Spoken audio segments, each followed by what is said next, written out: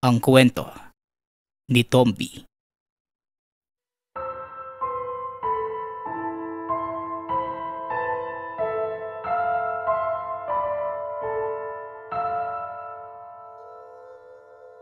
Ang kwentong ito ay hango sa totoong buhay. Mula ito sa isa nating tagapakinig na itago na lang natin sa pangalang Fausto.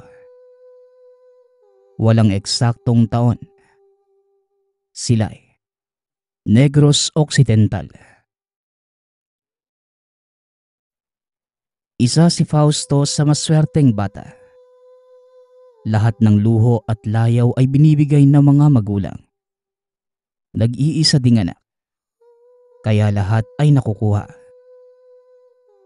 Ngunit gaano man kayaman sa buhay, meron itong hindi makuha bukod sa pera at material na bagay. Yun ay oras at atensyon ng mga magulang. Nawala ito dahil sa distansya at obligasyon. Buong buhay ng bata, puro mga katiwala lang ang kasama sa tahanan. Manang, mahal po kaya ako ng mga magulang ko?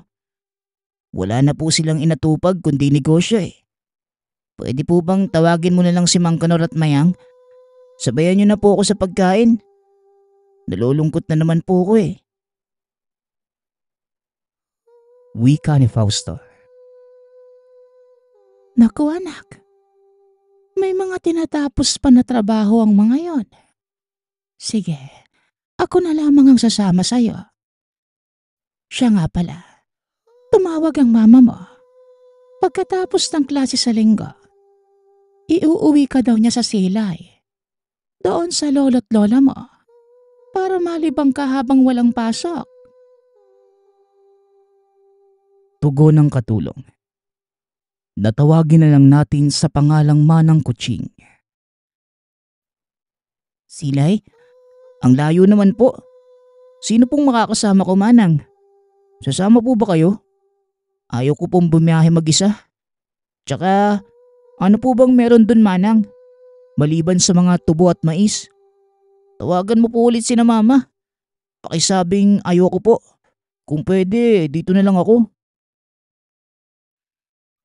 Wika ni Fausto. Napaisip ang yaya sa reklamo ng bata. Ngunit buo na ang pasya ng mga magulang. Nakasalukuyang nasa ibang bansa dahil sa mga negosyo.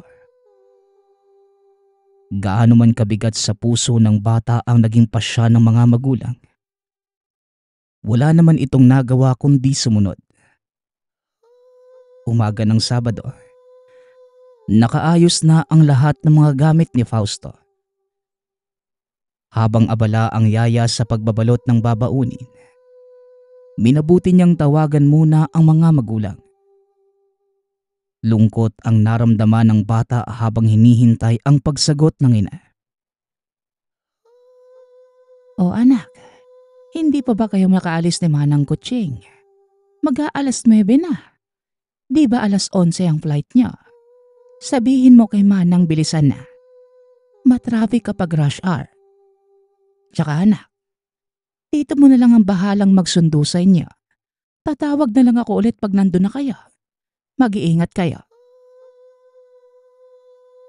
Wika ng ina na tawagin na lang natin sa pangalang Carol. Ma, sandali lang po. Kailan po kayo uwi ni Papa? Namimiss ko na po kayo eh. Tanong ni Fausto.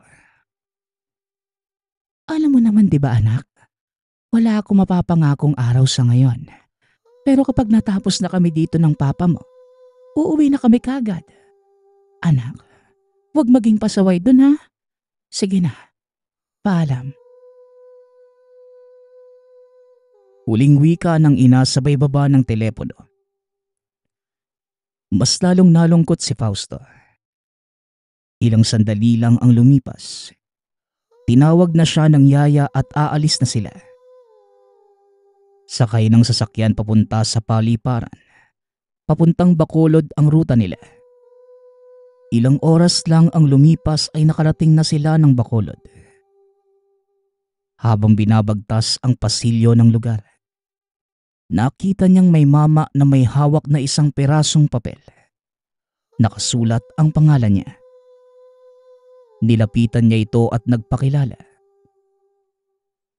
Naku Fausto, pamangkin. Ikaw na ba yan? Ang laki mo na. Tara, dito ang labasan. Noong isang linggo pa tumawag ang mama mo eh. Buti naman ka ako na makikilala mo na din ang angkan mo. Wika ng tsuhi na tawagin na lang natin sa pangalang Rudy. Patulong naman po sa mga gamit. Fausto anak, pakisuot mo nga ito. Nasa probinsya na tayo. Mahirap mausog. Wika ni Manang Kutsing. Ano po ba yan Manang? Huwag kang mag-alala. Kasama ako ng pamangking ko.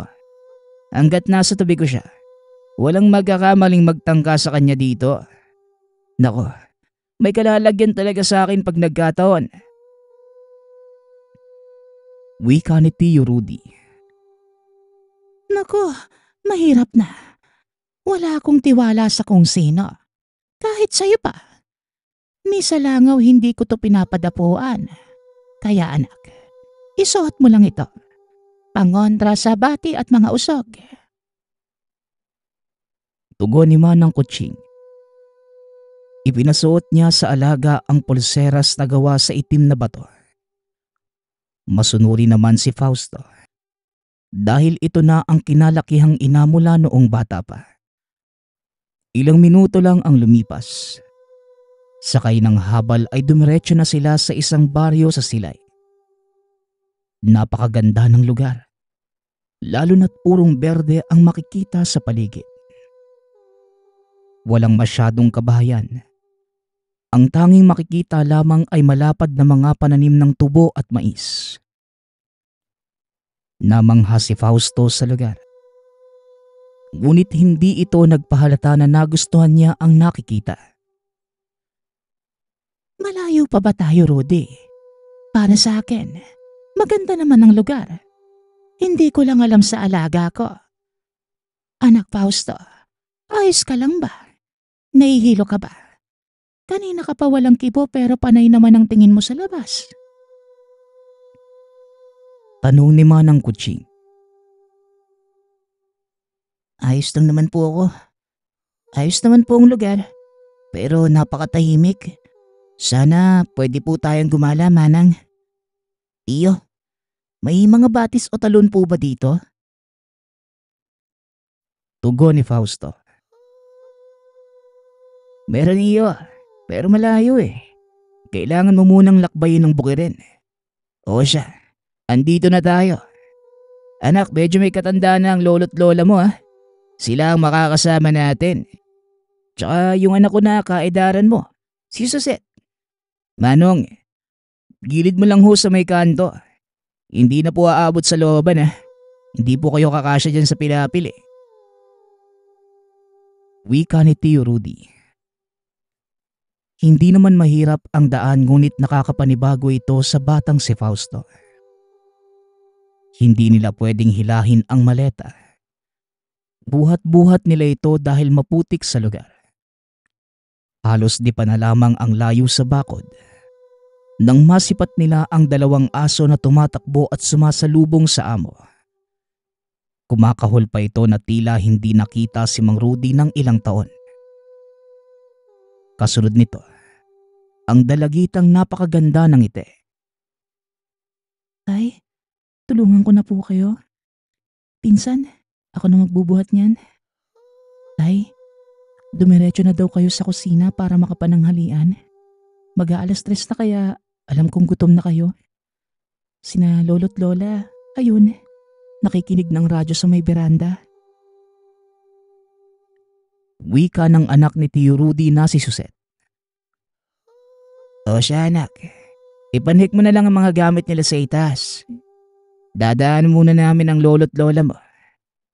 Manang, sa taas po ang kwarto niyo. Magkatabi kayo ng alaga mo. Tsaka pakiayos na din yung lamesa sa kusina. Pakitulungan mo ang anak ko. Wika ni Tio Rudy. Napatangulang ang bata bilang pagtugon. Pumunta ang dalawa sa beranda at nang makita ng dalawang matanda si Fausto, halos maiyak ang mga ito sa pananabik. Matagal na panahon nang hindi nila ito nasilayan. Nang matapos sa dalawang matanda, pumunta na ang bata sa kusina. Ilang sandali lang ay sumunod na ang lola. Napunan nito ang apo na halos nakailang beses nang sumandok ng kanin at tila sabik na matikman ang lahat ng putahe. Dahan-dahan lang po. Paminsan magpaluto ka niyan sa katiwala niyo sa bahay pag uwi. Tuturuan ko yung yaya mo para malutoan ka. Wika ng lola na tawagin na lang natin sa pangalang Laura. Kakaiba po ito, lola. Salamat po. Sobrang sarap ng mga pagkain. Tugon ni Fausto. Ilang sandali pa nang matapos silang kumain, kasama ang yaya, umakyat na sila sa taas para makapagpahinga. Habang paakyat, may naramdamang kakaiba si Fausto sa tiyan.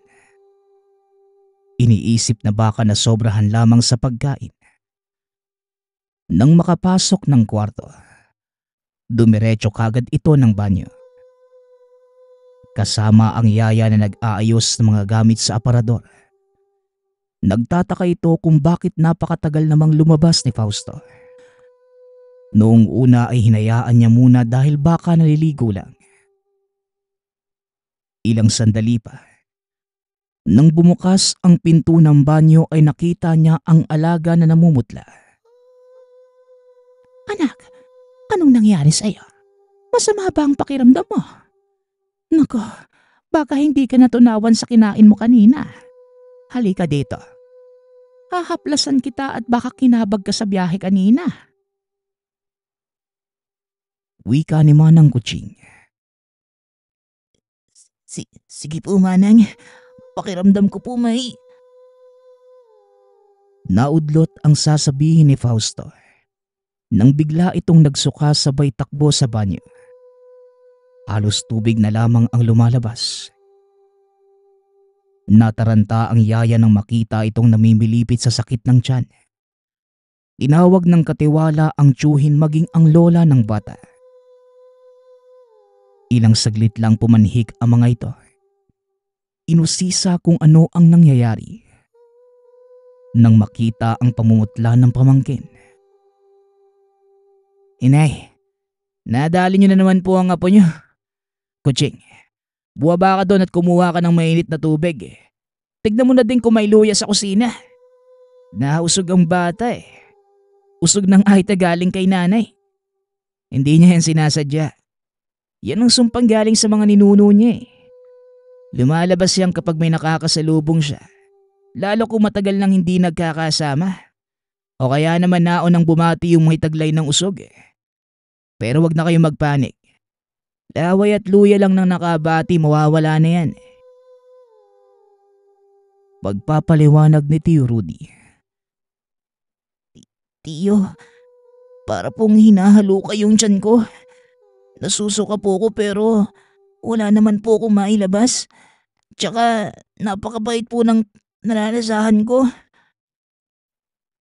Wika ni Fausto habang namimilipit pa rin sa sakit. Pagpasensyahan mo na ang lola, apo. Hindi ko hawak ang sumpang ito. Sana hindi na kita binate habang kumakain kanina. Nakita kasi kitang sarap na sarap sa pagkain. Tugon ni Lola Laura. Ilang sandali lang. Dumating na ang yaya na may bitbit na baso na maligamgam na tubig at luya. Iniabot ito sa matanda. Hawak ang baso. Binulungan yon ni Lola Laura at inabot sa bata para mainom. Kinuha niya ang luya. Ginagat ito habang nag-uusal. Tinipak-tipak nito paunti-unti ang hawak na luya. Iginuhit niya ito ng pakros sa noo sa dalawang kamay at sa tiyan habang binabanggit ang ritual pangkalas ng usog. At nang matapos, itinali ang luya sa damit ng bata. Minuto lamang ang nakalipas. Nakatulog si Fausto ng maayos. Hinayaan lamang nila ito at sabay-sabay silang lumabas ng silid. Matanong ko lang po, Lola. Manggagamot po ba kayo? Tanong ni Manang Kutsing. Hindi manggagamot ang inay, pero marunong siya magtanggal ng mga usog pag siya mismo ang nagdulot. May nagturo lang sa kanya noong minsan niyang nausog yung anak ng kanu dyan sa may kanto. Tinawag nga nila yung aswang si nanay. Pero hindi nagagalit dahil totoo naman. Natsyempo lang na naunahan niya ng bati si Fausto eh. Tugon ni Tio Rudy. Buti na lang hindi ako. Peke pala yung nabili kong pangondra. Nahihiya tuloy ako sa bata. Muling wika ni Manang Kutsing. Nagtawanan sa birong nilapag ng kasambahay. Tumatak sa isipan ni Fausto ang bagong karanasan nang minsan niyang maranasan ang usog ng Aida.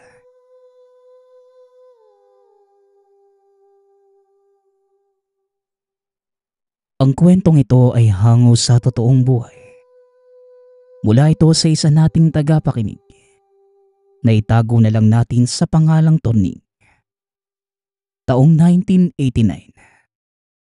Probinsya ng Leyte. Kasalukuyang 8 taong gulang pa lamang si Torning na mga panahong ito. Kahit papano, naiintindihan na ng bata ang mga nangyayari sa mundo.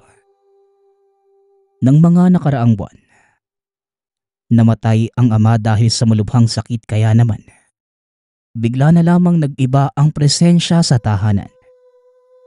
Ang dati na palaging nakangiting ina, halos wala nang makitang saya. At ang mga kapatid naman ay ginugol ang oras sa pagtatrabaho.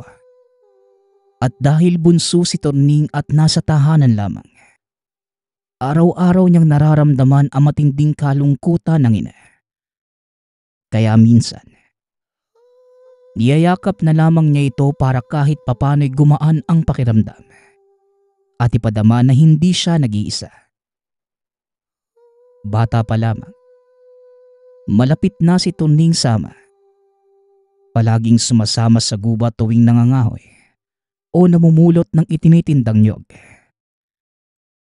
Tuwing Sabado at Linggo naman, pumupunta sila sa lupain ng lolo para magtanggal ng mga ligaw na damo at silipin na din ang lumang tahanan na hanggang sa kasalukuyan nananatiling nakatayo.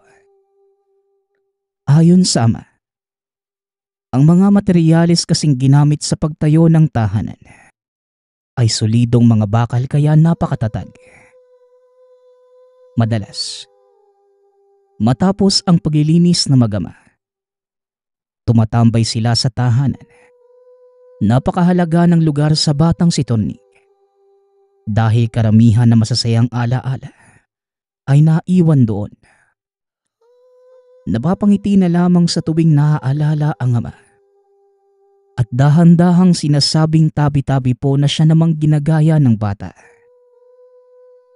Natatawa naman dito ang ama dahil nakakaramdam si Torning ng takot tuwing binabanggit ito at sinasabing sobrang matutukutin naman ang anak. Lahat ng iyon, masasabing mahal na mahal ng anak ang ama. Kaya isa ito sa pinakanasaktan nang tuluyan itong mamaalam sa mundo. Ngunit hanggat sa makakaya, pinipilit ng bata na maging masaya dahil hanggang sa huli, sinusunod niya palagi ang bili ng ama. Na mawala man ito, dapat ay ipagpatuloy ang buhay. Tuwing walang pasok sa eskwelahan, nagpapaalam si Torning sa ina na pupunta sa lupain ng lolo. Pinapayagan naman siya nito dahil sanay na ang bata na magpabalik-balik sa lugar. Ngayon ay mag-isa na lamang siyang tinatapos ang mga kailangang gawin. Hindi maaasahan ang mga kapatid dahil sa may kanya-kanya na itong mga buhay. Habang ang ina naman, lugmok pa rin sa pagkawala ng ama. Minsan, niyayaya niya itong sumama. Ngunit hindi pa kayang lumabas ng tahanan ng ina. Kaya hinayaan na lamang ito ni Torning.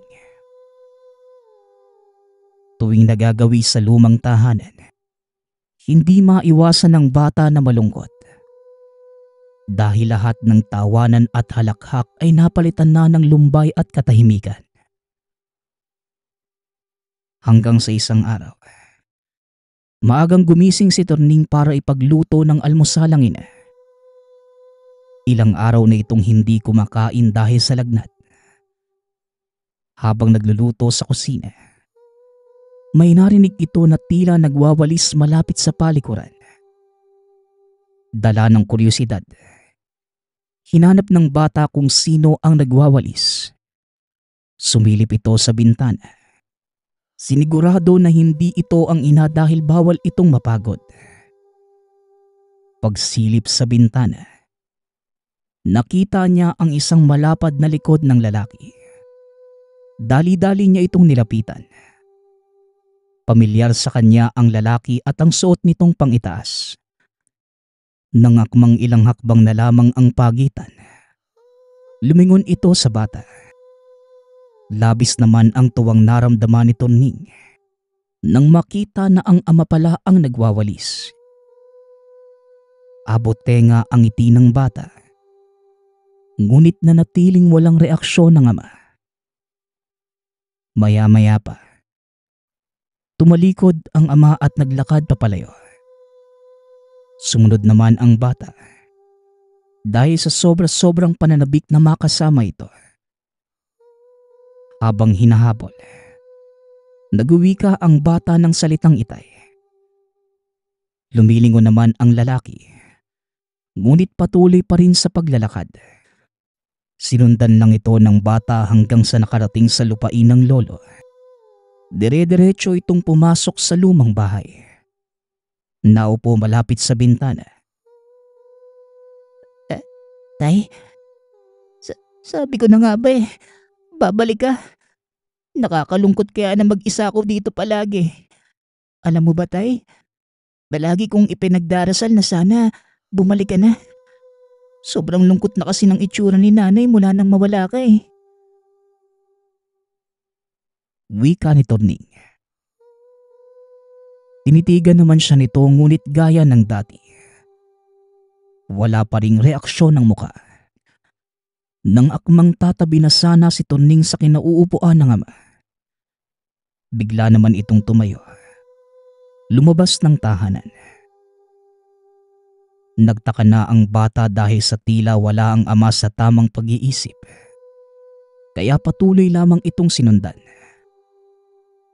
Sa paglalakad ni Torning, napansing nagagawi na ang ama sa dako kung saan may nagtataas ang puno. Napakaganda ng lugar. Kulay berde ang paligid at titik sa bunga ang mga puno sa lugar. Nakasunod lamang si Torning sa likod ng ama. Hanggang sa nakaramdam ng pagod. Dahil ilang oras na silang naglalakad. Napansin pa ng bata na umiikot lamang sila sa iisang parte ng lugar. At maya-maya pa, lumapit ang ama at tumingin ng direkta sa mata. Bigla na lamang nahilo ang bata. Dahil sa pag-ikot ng paningin, napaupo na lamang si Torning sa lupa at ipinikit ang mga mata. Nang maging maayos ang pakiramdam, dinilat niya ang mga mata at sinubukang tumayo. Dito niya napansin na madilim na sa lugar. Umiiyak na ang bata dahil sa labis na takot. Lalo pat walang ilaw galing sa buwan. Tumakbo ang bata. Sumisigaw habang umiiyak at walang tigil sa kakaiyak. Ayon kay Torning, Hindi na niya maalala kung paano siya nakatulog ng gabing yon. Nagising na lamang. Maliwanag na at nasa lilim ng isang puno. Dahil sa hindi pa din nakakauwi, nagpatuloy lang ito sa paglalakad upang mahanap ang daan papalabas. Ngunit hindi talaga mahanap dahil kahit anong gawin, bumabalik lamang siya kung nasaan siya kanina. Kaya nagpahinga na muna si Torning sa isang matandang puno ng mangga. Maya-maya pa, nakaramdam ito ng mga kagat ng langgam sa likod at kagad tinanggal ang pangitaas na damit. Pagkahubad, biglang sabay-sabay na gumawa ng ingay ang mga ibon sa paligid. Tumingala ang bata at walang ano-ano narinig ang boses ng ina. Napalingon at nakitang tumatakbo ito papalapit. Niyakap siya ng mahigpit at sinabing kagabi pa siya naghahanap sa lugar. Nay, kahapon pa nga po ako nandito eh. Tinatawag ko po kayo. Kasi sinusundan ko lang po si tatay. Tapos bigla na lang po siyang nawala. Iniwan niya po ako dito. Wika ni Torning. Dahil sa nabanggit ng anak, napakunot ang noo ng ina.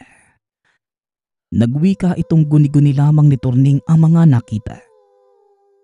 Umuwi na lamang sila ng makakain. Pagka-uwi sa tahanan, ipinipilit ng bata na nakita ang ama sa lugar. Kaya kailangan nila itong balikan. Dahil sa batid ng ina na kakaiba ang nangyayari sa anak, pilit niyang ipinapaintindi sa bata ang totoong nangyari at ayon dito, hindi naman talaga namatay ang ama. Bagkus bigla na lang itong nawala. Gumawa lang sila ng peking lamay para ipakita sa mga tao. Hindi kasi naniniwala ang lolo sa mga kwentong engkanto. Kaya pilit na iginigiit na walang ibang rason ang pagkawala ng ama ni Torning, kundi napatay na mga rebelde sa bundok. Sumang-ayon na lamang ang ina. Bilang respeto sa kagustuhan ng sariling ama ng asawa. Ang kabaong ay nanatiling sarado sa buong lamay. Dahil ang alam ng mga tao, lasog-lasog ang katawan ng ama. Kaya hindi pinapakita sa mga tao. Ngunit lingid sa kaalaman ng nakararami, wala naman talaga itong laman. Dahil dito mas lalong naguluhan ang murang isipan ni Torning. Hindi naman pinilit pa ng ina.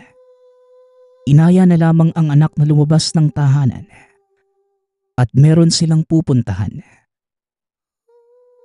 Habang naglalakad, hindi umiimik ang bata at patuloy lang sa pagsunod sa ina.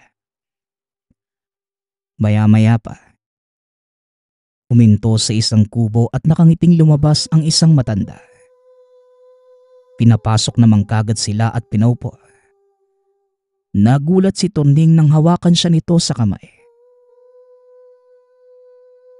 Ayon sa pulso ng batang ito, malinaw na nakipagkita sa kanya ang kaluluwa ng tatay niya. Ganap ng isang engkanto ang asawa mo. At sa pagkakataong ito, hindi na natin mababawi pa ang kaluluwa niya. Pero kinakailangan pa ring mahanap ang bangkay nito para matahimik. Pagpapaliwanag ng albularyo. Nagumpisa na itong painumin ng langis ang bata at kasabay nun ang mga dasal na pangontra sa masasamang engkanto. Matapos ang gamutan, nakaramdam ng ginhawa at kapayapaan ang pag-iisip ng bata. Nagpasalamat na ang mag-ina at nagpaalam na sa albularyo. Dumaan ang mga araw ay naging normal naman ang pamumuhay ng mag-ina. Unti-unting bumalik ang sigla sa katawan ng ina dahil sa tulong ni Torning. Minsan dumadalaw naman ang mga kapatid. Nagbibigay ito ng oras sa paghahanap ng bangkay ng ama. Ngunit halos 1 taon na ang nakalilipas. Hindi pa din nila mahanap ang labi nito. Paminsan-minsan, nakikita pa din ni Turning ang imahe ng ama sa lumang tahanan. Pero hindi na lamang pinapansin. Dahil alam niyang hindi naman yon ang totoong katawan. Hanggang sa isang araw, may nagbalita sa mag-ina na nasa tabing ilog umano ang labi ng ama. Dali-dali silang pumunta at naabutan ang nagkukumpulang mga tao. Nang tuluyang makalapit sa labi, tila kakamatay lang nito at oras pa lamang ang nakalipas. Dahil hindi pa ito naaagnas o nangangamoy man lamang. Hindi maiwasan ang bulungan ng mga nakakita. Dahil 1 taon na magmula ng lamay. Ngunit bakit nakita muli ang labi na tila kakamatay pa lamang? Pero hindi na ito pinabulaanan pa ng pamilya. Pagkarating ng ibang lalaking kapatid, kaagad nilang binuhat at pagkauwi sa tahanan, ibinalot na lamang sa tela at ginawa na lamang ng kabaong nagawa sa tabla. Sa mismong araw na yon, bago pa man tuluyang ilibing ang labi, inimbitahan na mag-anak ang albularyo sa lugar para dasalan at matapos ang orasyon. Inihatid na sa huling hantungan. Yun ang huling naging alaala ng batang si Turning sa ama at huling engkwentro sa kaluluwa nito. Matagal na panahon na ang lumipas, ngunit hindi pa rin nakakalimot ang mga tao sa lugar sa nakakapagtakang nangyari sa pamilya. Ngunit ayon kay Turning, mas hindi niya makakalimutan na kagagawa ng engkanto ang tinagong bangkay.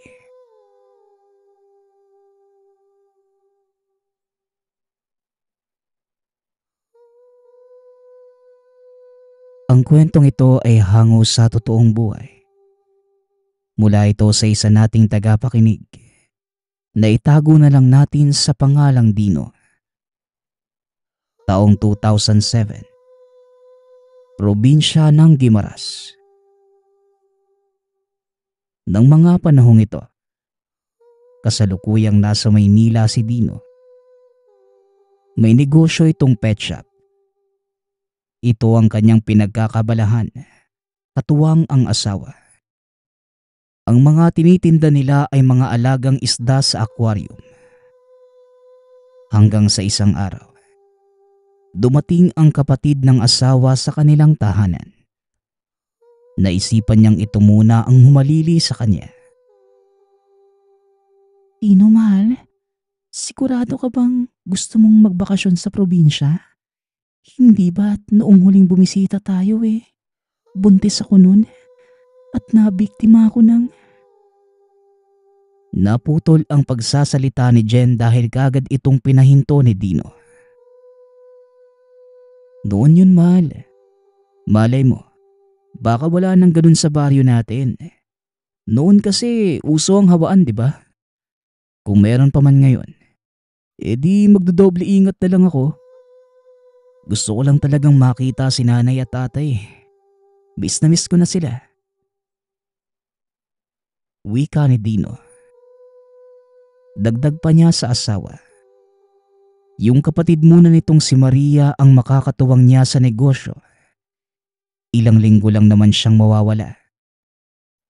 Binilinan din niya ang misis na bantayan ang kanilang anak. Labis man ang pag-aalala ni Jen sa kung anuman ang mangyayari kay Dino. Wala itong magawa kundi pagbigyan ng asawa. Halos 3 taon na rin ang nakakalipas mula nung huling punta nito.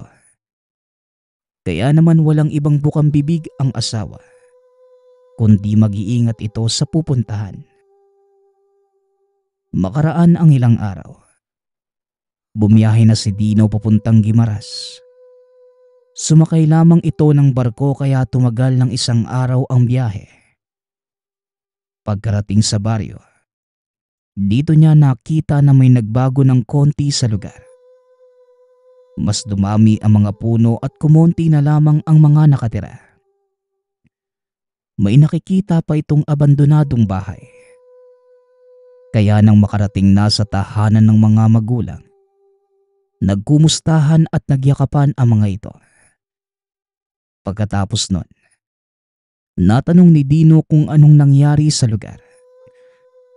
Ang tatay na ang tumugon sa kaniyang tanong na tawagin na lang natin sa pangalang Mang Ambrosio.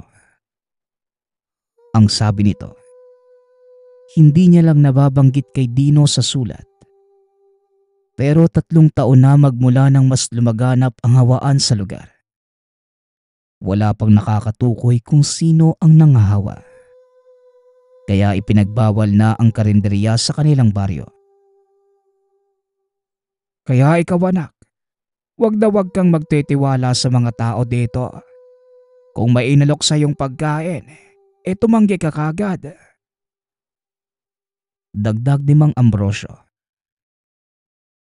Nakakagulat naman po yung balitang yan, tay. At kung ganun, saan na lang po kayo bumibili ng pagkain? Tanong ni Dino. Sumagot naman ang ina na si Aling Belen. Sa palengke sila bumibili ngunit bigas lamang. Hindi na sila bumibili ng karne o kahit isda sa merkado. Dahil may bali-balita na yung ilang tendera sa palengke, aswang din ang mga ito.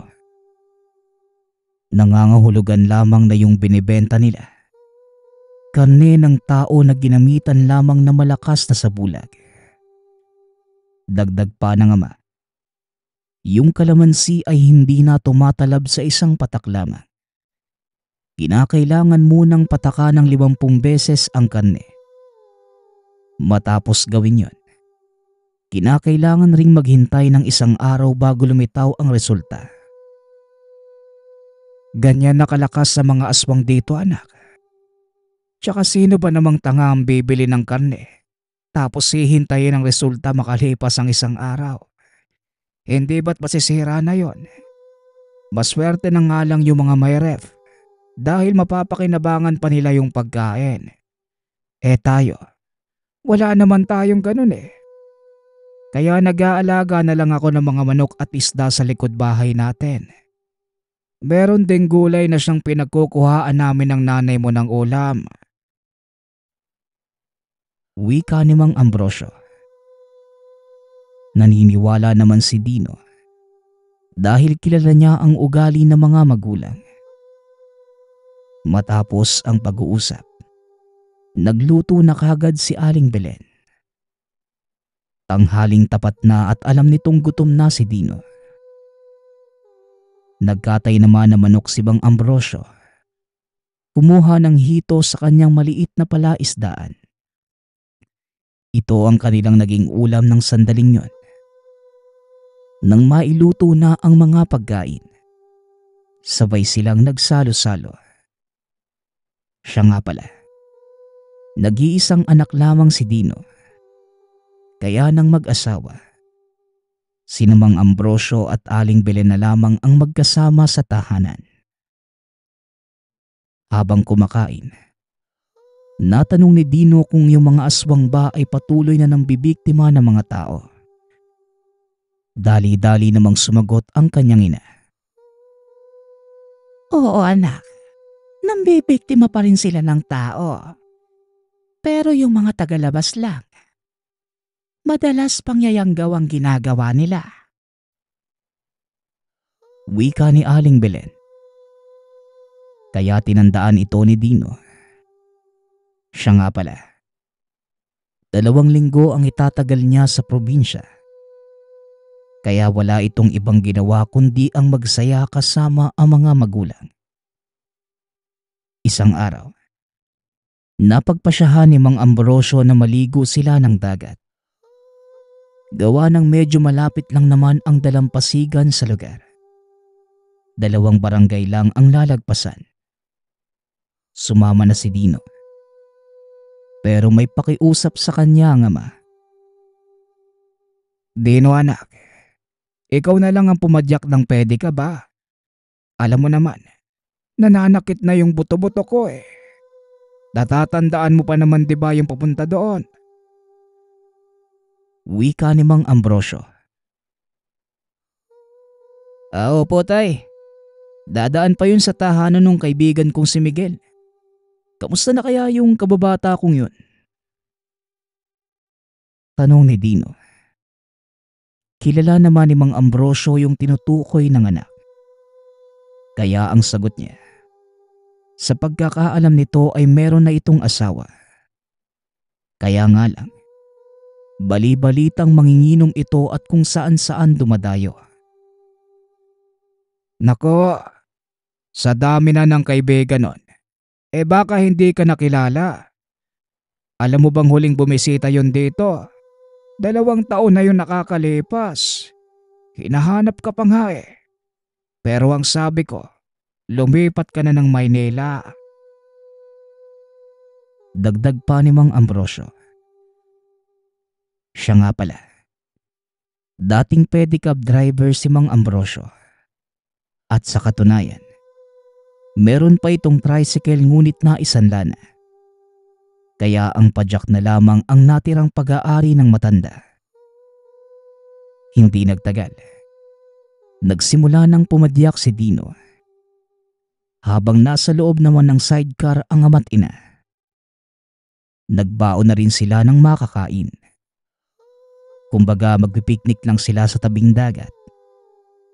Maganda ang panahon ng mga sandaling yon. Maaraw kaya tamang-tama para sa kanilang pagdadagat. Hindi nagtagal. Nadaanan ni Dino ang tahanan ng kaibigang si Miguel. Walang tao sa labas ng bahay. Pero may narinig siyang isang boses ng lalaki na nagwawala. Sa tinig pa lang, malalaman ng nag-aalboroto ito sa galit. Sa isip pa ni Dino, baka nag-aaway ang mag-asawa. Pero ang ipinagtataka niya lamang, kung bakit nakakarinig siya ng pagkalansing ng kadena. Maraming pumapasok sa isipan ni Dino. Isa na rito ay baka nagagalit ito sa kanyang alagang aso. Kaya hindi niya naisipan pa na sumadya pa kila Miguel. Mainit kasi ang ulo nito at baka siya pa ang mapagbuntungan ng galit. Matagal na silang hindi nagkikita. Kaya baka nag-iba na rin pati ang ugali ng kaibigan. Pero ang sabi ni Mang Ambrosio, meron itong nararamdamang kakaiba kay Miguel. Napatanong naman si Dino sa ama pero hindi na umimik pa ang matanda. Kaya napakibit balikat na lamang siya.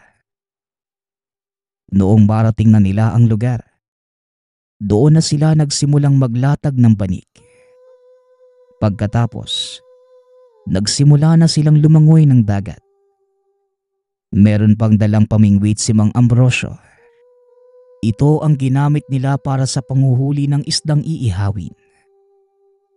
Mayaman sa lamang dagat ang probinsya.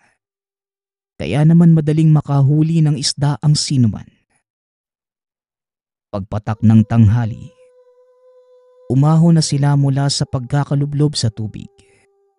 Nag-ihaw na si Aling Belen ng mga isdang nahuli. At pagkatapos ay kumain na sila. Sarap naman si Dino at ayon sa kanya, napakalinamnam ng isda kahit maliliit lamang ang mga ito. Kaya ito ang dahilan kung bakit naisipan ko magpunta tayo ng dagat. Matagal na kasi kaming hindi nakakakain ng isda ng nanay mo eh. Mas mainam nang sa dagat mismo kumuha ng isda dahil mas ligtas. Wika ni Mang Ambrosio. Atay, meron na bang napatunayan na yung ibang mga tinda sa palengke galing sa aswang? Tanong ni Dino. Napatitig naman sa kanya ang ama. Sinabi ng marami ng napatunayan.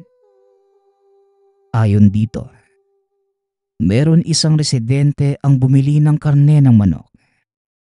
Ipiprito sana kinabukasan. Kaya nilagyan ng maraming kalamansi at nilagay sa ref. Pero nang kunin ito sa refrigerator, nagulat ang taong yun sa nakita. Naging tenga ito ng tao. Isang tumpok ng tenga. Kaya naman, nadala na yung mga taong bumibili sa palengke. Hinanap din ito yung tinderang napagbilhan ng manok. Pero hindi na niya ito namukaan at tila nabura sa isipan kung saan matatagpuan ang pwesto ng tindera. Sa palagay ng asawa nito, baka may ginawa ang aswang dahilan para makalimutan ang itsura ng tindera. Dahil dito, hindi makapaniwala si Dito na ganito na pala kalaganap ang aswang sa baryo. Hindi ka panipaniwala pero tunay itong nagaganap. Matapos nilang kumain, muli silang naligo sa dagat. Pero naging maingat sila sa pagtapak. Dahil natuklasan nila na marami palang mga lamang dagat na matitinik. Hindi na sila nagtagal sa lugar. Ayon kay Aling Belen, baka magkaroon pa ng dikya. Kaya pagpatak ng hapon, dali-dali nang umuwi ang tatlo. Muli nilang nadaanan ang tahanan ni Miguel. Ang itsura ng tirahan ay kalahating kubo at kalahating sementado. Hanggang sa merong nakita si Dino sa siwang ng dingding na kawayan. Hindi niya alam kung liwanag ba ito ng gasera. Pero nakita niya ang dalawang bilog na liwanag na tila apoy. Nakaramdam siya ng kaba ng mga sandaling yun. Kaya mas binilisan na nito ang pagpadyak. Pagka-uwi ng tahanan, paulit-ulit na sumasagi sa isipan na baka matayo ng isang elemento. Hanggang sa mabilis na lumipas ang mga araw. Nanatili lamang sa bahay si Dino. Nakaka-text lang ang asawa gamit ang cellphone. Hanggang sa isang hapon, inutusan siya ng ina na magkatay ng manok. Gagawin itong tinola para sa hapunan. Dali-dali namang sumunod si Dino. At nang makarating sa likod bahay, meron itong nakitang itim na baboy na pumasok papunta sa talahiban. Pero pakiramdam ni Dino, hindi ito tunay na hayop. Tila kanina pa nagmamatyag sa kanila. Kaya dahil sa takot, dali-dali niyang ginilitan ng manok. Isinahod ang dugo sa planggana. At pagkatapos, kaagad na itong pumasok ng tahanan. Napansin naman ng ina ang kanyang pagkabalisa. Pero ang naging sagot niya ay masakit lamang ang ulo. Matapos ibigay ni Dino ang manok sa ina, pumasok na ito ng silid. Tumingin sa bintana kung naroon pa ba yung itim na baboy. Laking pasasalamat niya dahil wala na ito. Wala namang kasing ganong klase ng baboy sa lugar. Yung tipong namumula ang mga mata at tumutulo ang malapot na laway. Kaya malaki ang paniniwala niya na isa itong aswang. Pero ng mga oras na yon, pilit niyang binubura sa isipan ang mga nakita. Pinili na lamang niya na wag ipagsabi sa mga magulang ang tungkol dito. Matapos makapagluto ni Aling Belen, nagsalo na silang mag-anak. Habang kumakain, bigla na lang sinabi ni Mang Ambrosio. Kanina habang nasa labas ay nakakaamoy siya ng malansa. Hinanap niya ito. Pero hindi natagpuan kung saan nagmumula ang amoy. Nagtataka naman ang matanda. Itinatapon naman niya sa tamang lugar ang mga basura. Ang komento naman ni Aling Belen Baka galing lang ito sa kanilang kapitbahay.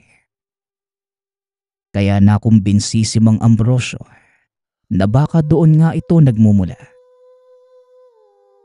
Sa pagpatak ng 10:00 ng gabi, matapos manood ni Dino ng telebisyon, naisipan na niyang matulog. Kaagad naman siyang dinalaw ng antok. Pero bigla itong naalimpungatan. Nagising siya dahil tila may nag-uuga ng puno sa labas. Alam niyang hindi ito tinatangay lamang ng hangin. Kaya bumangon si Dino para sumilip sa bintana. Nagulat siya nang merong naamoy na masangsang mula sa labas. Katulad ito sa pagsasalarawan ng ama noong naamoy kanina.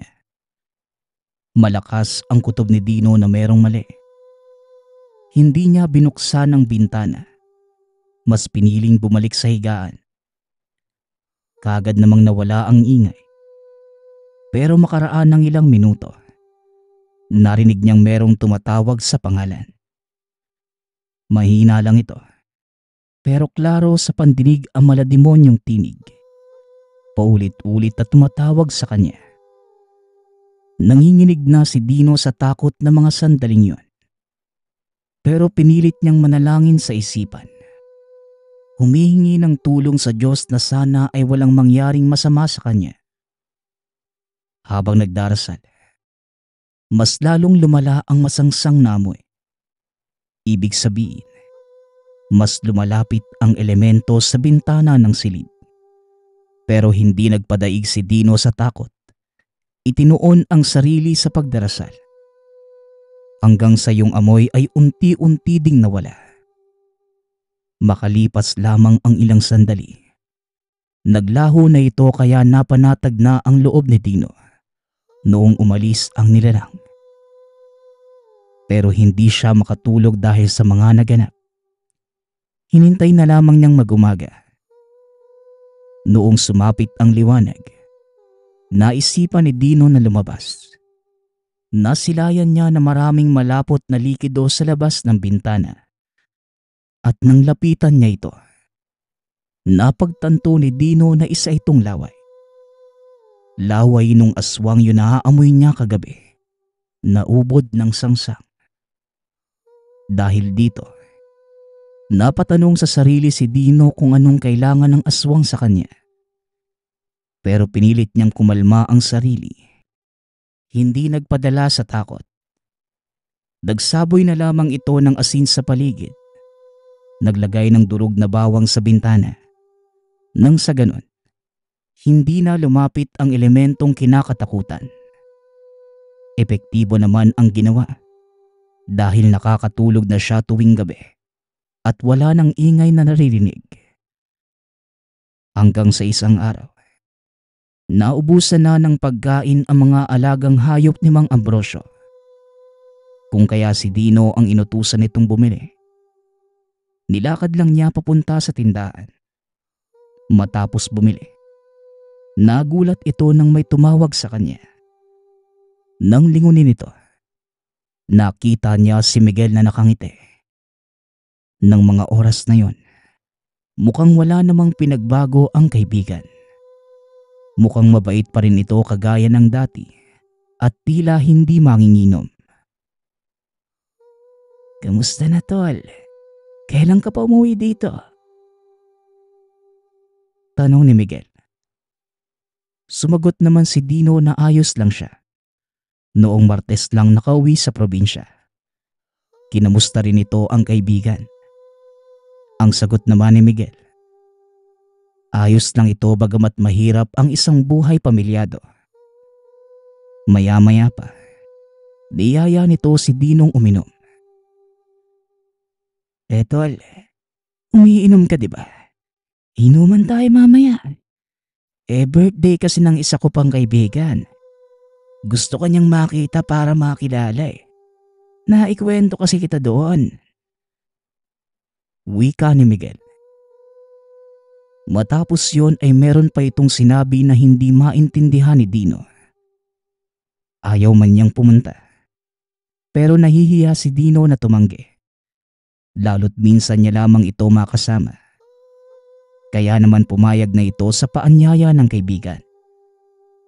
Doon lamang napatunayan na isa nga itong manginginom, kagaya ng sinabi ng ama. Ngunit nagsabi si Dino na sandali lamang siya roon, hanggang sa banggitin ito kung saan ang magiging tagpuan nila. Alam naman ni Dino ang lugar na binigay ng kaibigan, kaya hindi na ito nagtanong pa. Pagsapit ng hapon, nagpunta na sa tagpuan si Dino. Kaagad naman niyang nakita ang kaibigan na may dala pang motorsiklo. Ang sabi ni Miguel, umangkas na ito at pupunta sila sa kabilang baryo. Dali-dali namang sumakay si Dino. Kaya nga lang, dahil sa pagmamadali, may nakalimutan si Dino. Doon lamang napagtanto na nakalimutan niyang magdala ng pangontra. Pero hindi na niya gaanong inintindi pa ito. Nakakasiguro naman siyang mabait ang kaibigan ng kumpare. Kaya nga lang, habang pinapatakbo ni Miguel ang motorsiklo, napunan niyang liblib ang pupuntahan nila. Walang masyadong kabahayan at mas marami ang mga puno. Nung naroon na sila sa lugar, ipinakilala ni Miguel si Dino sa mga kaibigang naroroon. Malugod naman siya nitong tinanggap. Hanggang sa lumapit kay Dino ang taong nagdiriwang ng kaarawan. Nagpakilala ito sa pangalang Rodolfo.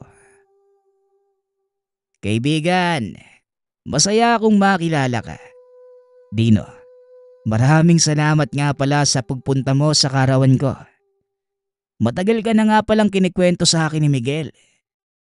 Tama nga siya. May itsura ka. Kaya nahulog ka agad sa iyo ang asawa mo.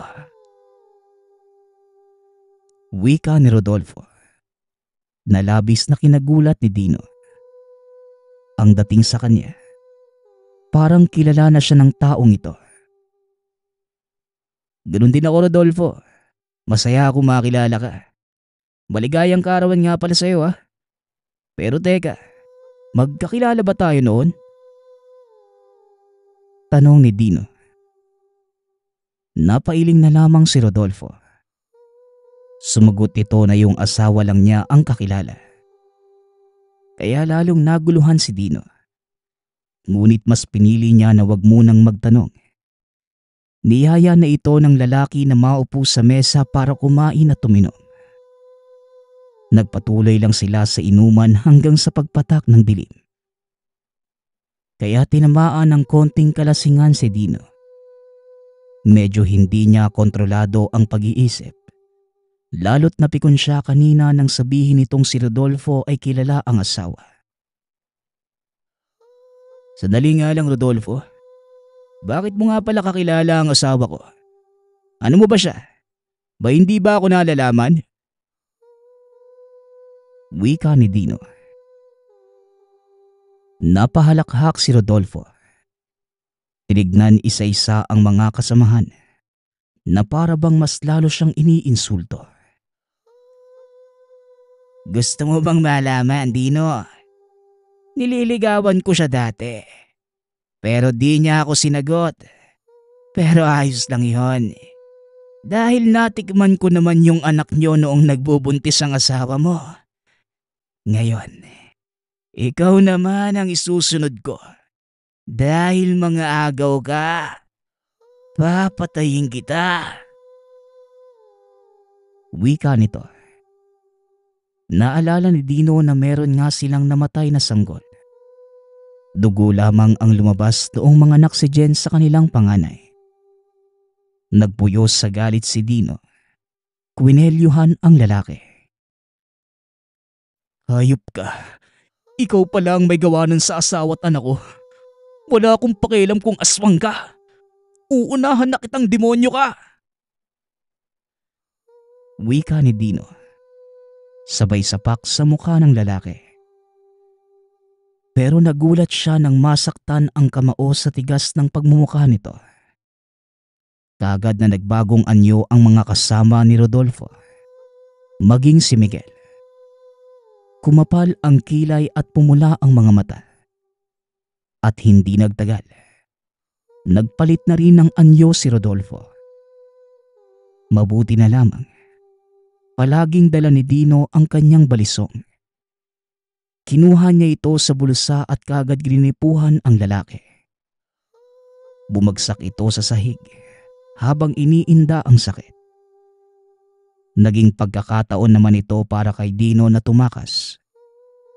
Mabuti na lang ay magdidilim pa lang na mga sandaling yon. Kaya nakikita niya pa ang daan na tinatakbuhan. Hindi siya lumilingon sa likuran habang kumakaripas ng takbo.